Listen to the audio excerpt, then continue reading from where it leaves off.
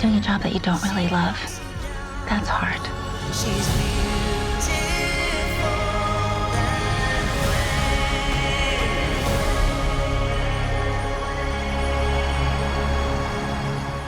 So, Kate, tell us about how all of this began, because this was a project that you had for quite some time. So I wrote this as a play when I was in grad school 11 years ago. I was studying playwriting at Juilliard, and I had a random little job, my first paid writing job while I was still in school, writing the patter between songs for this woman's one-woman show in Las Vegas.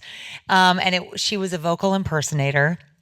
And our show was taking over the Thursday, Friday, and Saturday night performances of Jubilee, which was the last standing Showgirl spectacular on the Strip in 2013. I went to see Jubilee one night, and I was just instantly struck by the performances by the scale of the show. First of all, there were 85 women on stage. I knew there were 45 people in the crew, and there were only 15 people in the audience. And the women on stage were still were taking so much pride in the performances that they were giving, and some of them looked like they had been in the show for a very long time and really loved the show, and that they felt special in the show. And the show was, I knew that the show had had a heyday. So I was really intrigued by all of that. And I went home, and the character of Shelley just sort of came to me, and I just felt like I knew who she was as a performer. And I just wrote this play in a week. And that's sort of where it all began. Did you speak to any of them before you started writing? Yeah, I spoke to the girls. We had a bunch of dancers in our show, some of whom had been in Jubilee or in other shows in Vegas, and I sort of learned about their experience as dancers in Las Vegas. And then I spoke to a bunch of the dancers who had been Jubilee dancers or dancers who were currently in Jubilee. And then Diane Palm, who was the company manager, she taught me all about what it was like to be a showgirl in the 80s and 90s. She had been in Jubilee for years in the heyday, and she really took me under her wing and taught me more about the show and that sort of milieu and that ethos. And Gia, how did you come to this? I mean, I've always loved Las Vegas. I was a photo major in college, and I used to stop in Vegas and just take pictures and kind of wonder what the day-to-day life is like out there. My cousin Matt Shire, Robert's brother, Kate's husband, was like, who else loves Las Vegas as much as you do is his wife Kate. And she wrote a play about this time that she was there observing the last years of the Showgirl. I was just really struck with that it was a mother-daughter story. I was raised by a single mom, and then it's also about the family environment that you create in your work, and I relate to that too. And so I talked to Robert, my cousin. We've been making things since we were kids, and so it only felt right to kind of like make a movie together. And the play was a great kind of structure for an independent film in a lot of ways, because you don't need that many locations, you don't need that many cast members. You shot this in 18 days. Tell us about that, how that came to be. What's crazy, if anyone's been on set here, we wrapped every day early. Like when you're making a movie, you sometimes push it to the very end, but it seemed like every day we were actually wrapping with time to spare. It was shot on film, so I think shooting on film really helped create a specific way of approaching each day, and they got what they needed, right? I think sometimes if you shoot digitally, you just kind of get as much as you can, and sometimes you go over because of that. As a producer, as our team, our job is to make sure we can support the creative and give everyone what they need to do their best work. We started right after New Year's. Gia's birthday's on New Year's Day. We were already in Vegas on the 2nd of January, shooting a day later. So no time to prep. And we even did a tech scout in December and then switched locations without even another scout. So this was like kind of the spirit of the film. The perk for me as a director being on film was that there was no video village. There was no playback. There was only one little clamshell monitor, and it was mine to be next to the camera so the actors could see.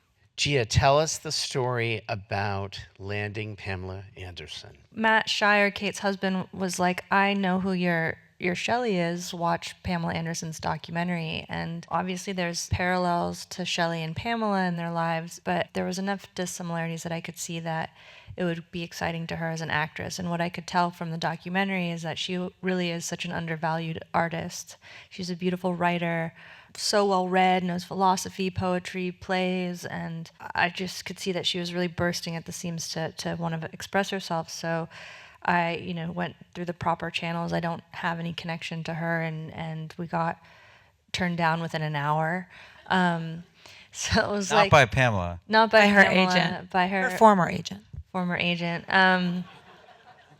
So it was record time rejection, but in a way you kind of know, like, okay, it probably didn't get in her hands. That and I really didn't want to take no for an answer. It just really felt so right that Pamela had to be our Shelley.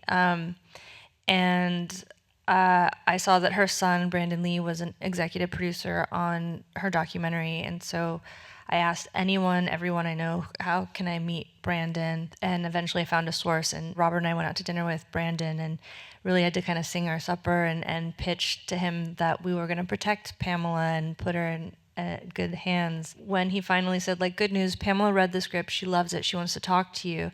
And her and I got on the phone, and she's like pitching herself to me, trying to like sell herself, and I'm like, but I'm trying to sell myself to you because I want you to do the movie. And yeah, I mean, she's just an incredible human inside and out, and it all just feels like divine timing. Did you rehearse with the actors ahead of time? Not too much. I feel like my sort of mode is like, I just want to talk about the characters and what they mean to us and the story and how we all relate to it, and do little things like we would go to Pamela's house and she would cook us vegetable stew, and I would have her kind of direct each of the other girls of like what their station would be, who gets to chop the carrots and who chops the onion or whatever. And so it sort of would kind of mimic the dressing room in a way, and kind of be a bit of like a sensory experience subliminally. And we did things like Diane Palm would come with some of the dancers and talk about where they are now, and how to do the walk, and those costumes are really much like art pieces. They haven't left the building in 30 years, and they can be extremely heavy, and so there's a whole artistry in how you carry yourself in that. And then the dancers in the background were part of Dita Von Teese's show, so they really taught us how to do all the quick changes and what comes first, what comes last, so it looks like they've been dancers for a while. And if you could talk about the costumes, they're the original Bob Mackie. Yeah, Bob Mackie, Pete Menefee costumes from the Jubilee show. So they're museum pieces. They have not left the building in a long time. And just that quality you can't mimic. They're just beautiful. And it felt like the sort of spirit of the past dancers were with us because their names were still written in some of them. And yeah, I mean, you hear about like the quality, like they would spend like $1 million of feathers alone, and the sets are so big they can't even get it out of the casino, so they're still in there because they have to be demolished in order to come out. So it was just sort of that nostalgia for that quality and appreciation of art that I think is so much of what Shelley misses. There are a lot of independent films being made today. As a producer, you have to be agnostic to formats. Can you talk about some of the challenges, some of the pluses? I always look at distribution as a big focal point because I think where independent films really do need support is from distribution. So I think that's where we're all kind of tuning our frequencies, is how do we get movies to people? How do we get great ideas and stories and things that might not work for the big, platform, mega theatrical releases? It's important that we ask ourselves as audiences, as communities, what are the movies out there that I'm not thinking about, that are not on my radar? How do I find those movies? Because there's great music and there's great movies. There's great everything out there. We just have to really be mindful of trying to find them and put in the time. And the other thing I'll say is, this is a fun little story, but this movie, we haven't even hit 12 months. This movie was made in January. So it's so exciting that we made this movie. Like January 4th will be 1 year. So the fact that we shot this movie in January, it's been edited and debuted at Toronto, all the awesome support we've gotten from all the outlets that have been talking about it. the Golden Globe nominations. I mean, this is a really exciting story to be on this journey, and we're still within a year. It's pretty bizarre, but it's really exciting. So, The Last Showgirl. Thank you. Thank Gia you, guys. Coppola, Thank you Robert very much. Schwartzman, Kate Gersten.